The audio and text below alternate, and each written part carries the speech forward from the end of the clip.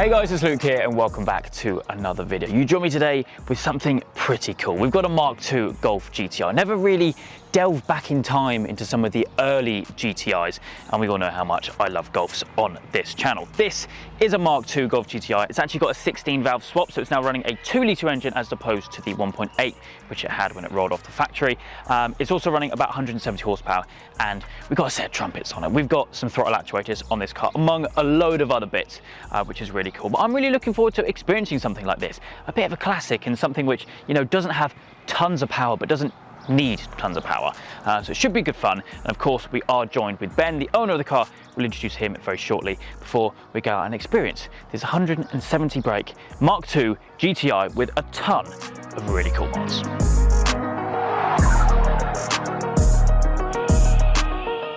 Okay, we're joined now with Ben, the owner. Mate, thank you so much for bringing this gorgeous bit of kit over on the channel today. You're welcome. First Mark II on the channel as well. Is it really? Yeah, it is. To be honest, I don't get many classics on the channel, so it's a nice change. A big Very nice gateway change for you. Yes, absolutely. But we obviously got the bonnet up, and I mean, I don't know about you, but my eyes just go straight to the ITBs. I mean, the trumpets are really the headline thing. Ideally, I wanted R32 in it, but I got very distracted and put an ABF with throttle bodies in it. I drove a couple of them while I was looking for something to do to mine, and the noise was just ridiculous. Yeah. So I spent far too much money making no power at all.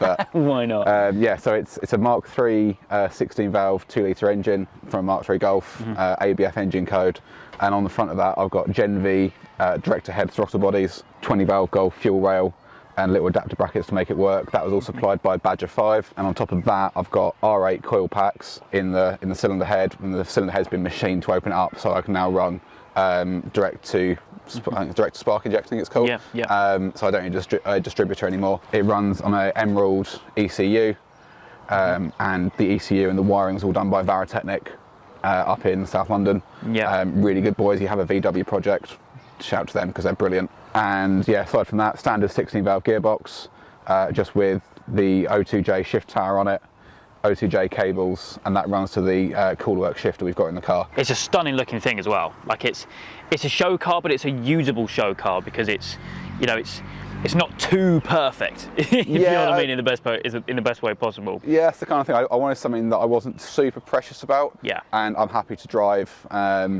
There's a lot of show cars out there that just see a show and a garage and that's it. Yeah. Whereas this, you know, I'll take anywhere. I'll take it for a drive on a Sunday morning. I'm going to Le Mans in a few weeks in it. Nice. And then hopefully, if it's still working, which it should be, to the F1 at Spa after that. And then we might be doing the Nürburgring. Oh, that's making, cool. You know, it's only an hour and a half away. Why would you not? That's true. Yeah, that is true. That is true. Touch wood. Yeah, it'll be okay. I've got different wheels for it though when we do Nürburgring, because Nürburgring on splits and Nankangs is not brilliant. Well, seeing as whilst you mention it, what is it exactly that we're running? So they are BBS RM split rims, which were factory to Mark II Golfs, not this one, but some of them. Yeah. And then I've widened them out using Radinox wheel lips. They are 15 by 8 on the front, and they're 15 by 8.5 on the back. Wow. So staggered setup. Yeah. And then around that I've got 185, 45 Nankangs all round. Nice. So a bit more stretch on the back. Yeah. But they don't do as much work, so it's not too bad. That's true. And I've not had any problems with them. In terms of stretch, either with debeading, leaking, or from the police. It's been absolutely fine for me, and I think they suit the car really well. There's a suspension as well. That's static. That's not bagged or anything. That's... Yeah, it is static. Some people don't believe it. My friends still mock me that it's too high. But yeah, so it's on AP coilovers all the way around. Yeah. They're a good sort of in-between-ish coilover between the real eBay cheapies and KWs or BCs. Exhaust-wise as well, is it a full system? Exhaust-wise, yeah, it's got a 4-to-1 Miltech on the front. Yeah. Then it's got a straight pipe all the way through to the rear box. Interior-wise, it looks pretty cool in here. Obviously, Cooler Works, as you said. Yeah, the Cooler Works shifter, which I really like. I went for the above tunnel one as opposed to the low one because I like the way it looks. Yeah.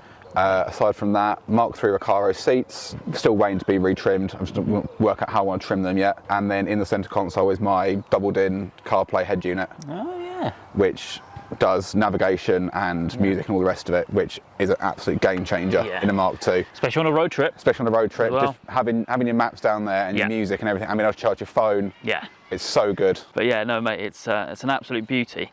I think if that is pretty much everything, though, we'll hop in, Okay. get it fired up, and go for a spin.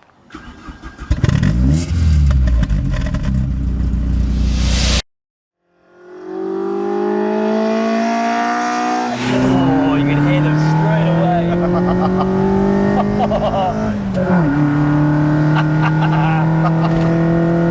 Oh, that's amazing. Oh, it's so good. It is ridiculous, isn't it? So good. I think this is the first car I've ever been in with ITBs. Is it? But it just amplifies it, doesn't it? Because you get kind of nothing. Yeah.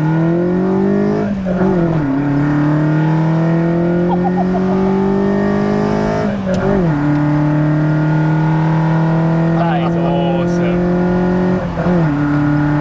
It goes well. It does alright. Yeah. Because it's so light, isn't it? You don't need like 300, 400, 500 brake. I love this as well. It's really nice, and it's the right height as well. Yeah. I like it. You get that kind of steering wheel here, and that right here. It just feels It just better works. than. I get back in my daily, I'm going up here for it, and it's still down here. yeah, that's it. Then it just cruises nicely as well. Like 2,500 RPM in fifth. It just it's not any louder than a normal car. No, absolutely.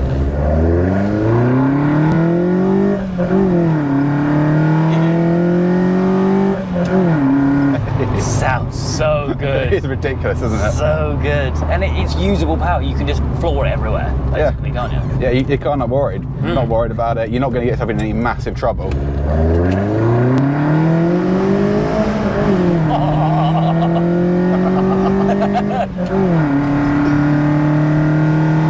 Oh, it's brilliant. It's absolutely brilliant. You see what I mean? I wanted something that I could kind of beat on a little bit. It's okay because it can take it makes a good noise, but you're not going to get yourself in any kind of trouble. Yeah. In the wet, it will spin up, and it will occasionally spin up in the dry if you really try and. But they actually grip quite well, these tyres. So cruise it, sunroof open. It's actually quite a nice place to kind of be. It's a nice, it's a nice car to be in. Second gear wheel spin. Love it. It's all us golf drivers have to brag about. Yeah. My car spun in second. I don't believe you. It did, honestly. It's like it's 17 again. Yeah. I presume this is obviously not a daily though, but it was at one point. Was it? Yeah. Still gets used like quite a bit. Still use it quite a lot. Yeah. I used to go to work in it occasionally until it wouldn't get in the car park. I guess it's obviously a long-term car. You've had it a long time as well. Like, is it, I guess, a forever car? I don't know. I mean, I've had it 10 years now. Yeah. And I always have that sort of thought in my head of I want to try other things. Yeah. And it's more of a space problem than anything else. Like, I just don't have the space for more than the cars I've got. So.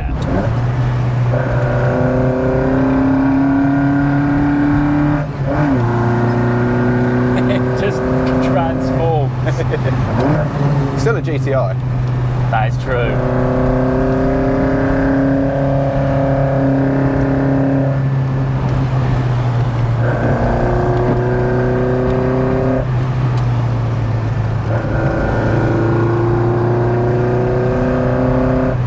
Just such a fun car, like. That's the thing, I'm still like in the middle of the rev range as well, not even that high. Yeah, that's true, actually, yeah.